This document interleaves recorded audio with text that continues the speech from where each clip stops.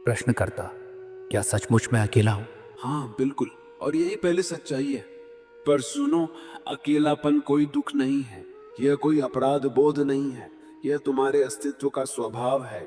तुम जन्म से अकेले आए थे और मृत्यु तक अकेले ही जाओगे।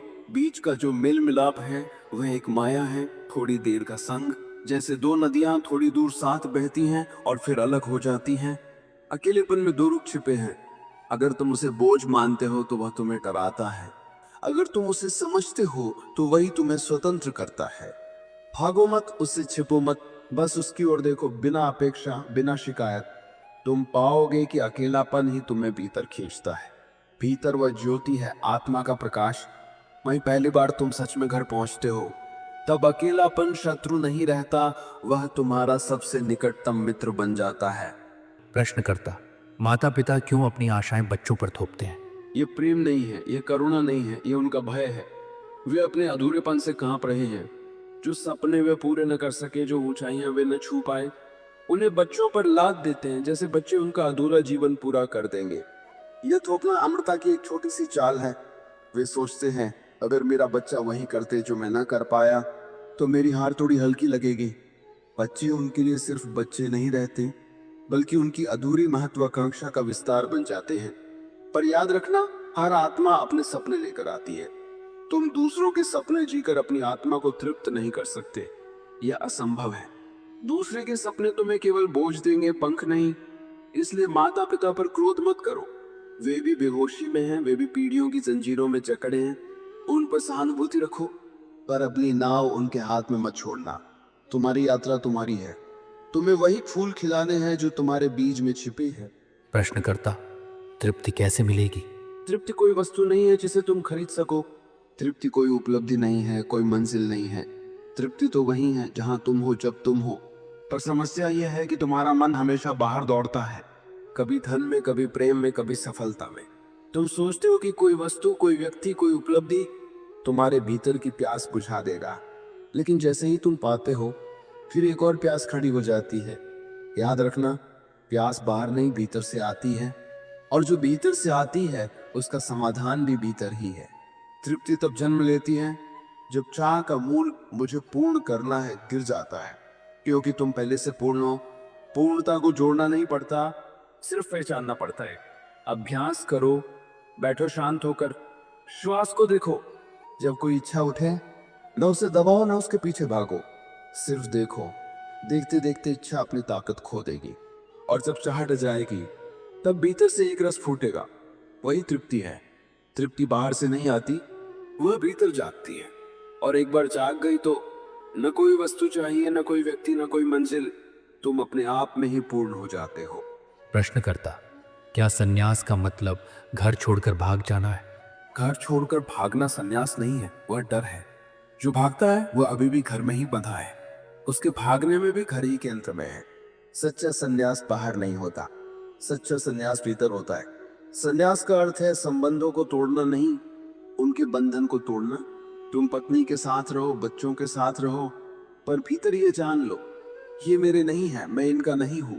हम सिर्फ थोड़ी देर साथ चल रहे यात्री हैं। तब संबंध जकड़ते नहीं, फूल की तरह खिलते हैं। तब प्रेम बंधन नहीं होता, अनुग्रह बन जाता है। हिमालय भागकर तुम क्या पाओगे? वही पुरानी इच्छाएं, वही पुराना डर, वही पुराना सहारा तुम्हारे पीछे पीछे चलेगा। पहाड़ बदल जाते हैं, मन वहीं रह जाता है। सच्चा संन्यास यह है कि तुम वहीं रहो जहां हो, पर तुम्हारी दृष्टि बदल जाए। अब तुम पकड़ने वाले नहीं, देखने वाले हो। अब तुम मालिक नहीं, साक्षी हो। याद रखना, संन्यास कोई पलायन नहीं है, संन्यास तो जागरण है। प्रश्नकर्ता, पत्नी और विवाह की झंझट का क्या? पत्नी या विवाह समस्या नहीं, वे केवल दिखावे और प्रतिबिंब है। असली समस्या तुम्हारे भीतर है। तुम खुद से भाग रहे हो, अपनी कमी, अपनी असुरक्षा, अपनी विरासतों से भागकर किसी बाहरी में ठहराव खोजते हो। पत्नी वह शीशा है जिसमें तुम्हारी ही टूट फूट, तुम्हारी ही चाहते और तुम्हारा ही डर दिखाई देता है। जहाँ प्रेम है वही खिल उठेगा, जहाँ घृणा है वही तिखी आकर चुभेगी। समझो, जब तुम रिश्ते को सहारा मानते हो, तुम मेरे खालीपन को भरोसे भर दो, तो रिश्ता बंधन बन जाता है। जब तुम रिश्ते को प्रयोग भूमि बनाते हो, यहाँ मैं अपनी बातें देखूंगा, अपनी प्रतिक्रिया समझूंगा, जागरूक रहूंगा, तो वही रिश्ता दीप बन जाता है। हिमालय भागने से क्या फायदा? तुम जहां भी जाओगे वही पुराने पैटर्न तुम्हारे पीछे आएंगे।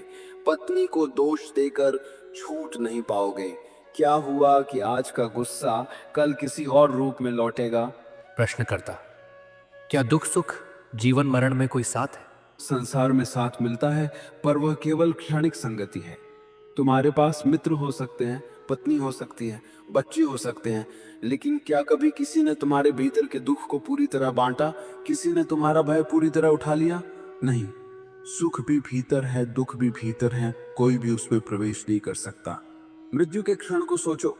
जो सबसे प्रिय है वह भी दरवाजे तक आ सकता है, लेकिन उस पार तुम अकेले जाते हो। जन्म भी अकेला था, कोई माँ भी भीतर तक तुम्हारे साथ ना आ सकी। तो जीवन का हर बड़ा मोड़ अकेलेपन का है।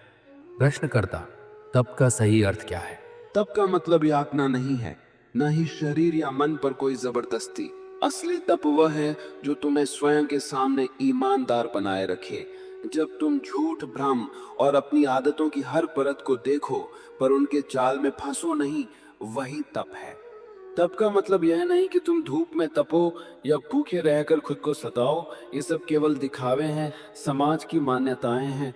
असली तप तो जागरूकता है, सतर्कता है, हर क्षण में पूरी तरह जिंदा होने की तत्परता है। यह जीवन को पूरी तरह आत्मसात करने का साहस है, बिना किसी बहाने के, बिना किसी डर के। तप वह है जिसमें तुम स्वयं से भागते नहीं, जिसमें तुम स्वयं के साथ खड़े रहते हो और हर पल अपनी असली ऊर्जा और चेतना के संपर्क में रहो। प्रश्नकर्ता, आत्महिंसा क्या पाप है? देखो, सबसे बड़ा पाप क्या है? आत्महिंसा। हाँ, तुम्हें सबसे पहले प्यार करना चाहिए उसी प्राणी से जो हमेशा तुम्हारे साथ है, तुम खुद। जब तुम खुद को सताते हो, अपराध बोध के नाम पर या शरीर और मन पर अत्याचार करके, तुम अपनी ही ऊर्जा को मार रहे हो। समझो, यह तप नहीं है, यह त्याग नहीं है, यह अज्ञान है। धर्मी वह है जो न किसी को सताता है और न स्वयं को। ये समझो, खुद की कोमलता, अपनी जरूरतों का सम्मान, यही सच्ची भक्ति है। जो स्वयं को चोट पहुंचाता है वह न तो तप कर रहा है, न ही महान है, वह सिर्फ अन्याय कर रहा है अपने आप पर। समझो, प्रेम से जीना ही धर्म है, और प्रेम की शुरुआत हमेशा अपने आप से होती है। प्रश्नकर्ता, तो सच्चा तप क्या है? सच्चा तप क्या है? समझो, यह अकेलेपन को अपनाने का साहस है। अपने भीतर बैठना, खुद से सामना करना और हमेशा जागते रहना। यह करुणा दिखाने या पवित्रता का ढोंग करने का नाम नहीं है। यह गहरी नैतिकता है, अपने अस्तित्व का साक्षात्कार। सच्चा तप वह है जब तुम बिना बहाने के बैठो, अपनी चाहतों को देखो, अपनी क्रियाओं के पीछे के कारणों को देखो, और फिर बिना किसी अपेक्षा के रह सको। और यह तप केवल मानसिक नहीं है, यह जीवन में लचीलापन लाता है। यह प्रेम को बढ़ाता है, हिंसा को मिटाता है। समझो, यही सच्चा तप है जो जीवन को नरम, खुला और सच में जीवन बनाता है। सरल अभ्यास। रोज कम से कम 10-15 मिनट बस चुपचाप बैठो, सांस को देखो, और अगर मन कहीं भटके के मुस्कुराओ और वापस आ जाओ। जब अकेलापन आए, उसे भागने का कारण मत समझो, बस उसे देखो, उसके साथ बैठो। कुछ दिनों में महसूस होगा, अकेलापन गायब नहीं होता, मिटता नहीं, वह दोस्त बन जाता है। यही सच्चा तप है, कोई फिलॉसफी नहीं, कोई दिखावा नहीं, सिर्फ अनुभव, सिर्फ जिए जाने वाला सच।